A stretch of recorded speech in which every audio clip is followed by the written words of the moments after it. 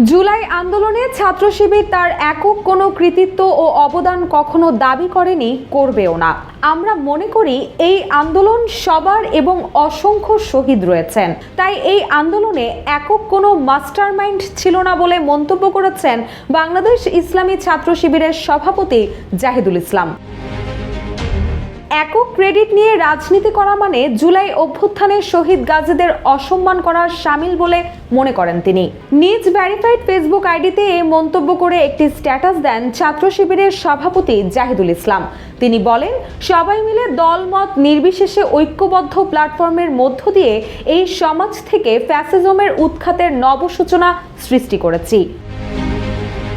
Facebook পোস্টে তিনি আরও লেখেন, সবার মতামত ও পরামর্শ একসাথে করেই পলিসি নির্ধারণ করা হয়েছে, সিদ্ধান্ত নেওয়া হয়েছে। যারা আপামর সাধারণ মানুষের আন্দোলনকে একমাত্র নিজেদের বলে উপস্থাপন করে, অন্যদের ইগনোর করে, তারা বোকা ছাড়া কিছুই না। জুলাই ছিল জালেমের বিপক্ষে সকল মজলুমের সম্মিলিত প্রয়াস।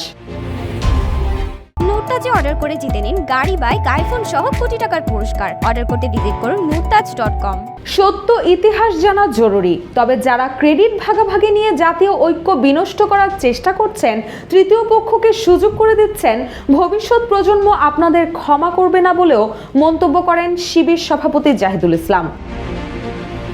তিনি তার ফেসবুক পোস্টে লেখেন, শহীদের রক্তমাখা নিথর দেহ কিংবা আহতদের নির্মম দৃশ্য এত তাড়াতাড়ি ভুলে গেলে কিভাবে হয়? ক্ষমতায় আছেন কিংবা যাবেন, সমস্যা নেই, কিন্তু ক্রেডিটের রাজনীতি বন্ধ করুন।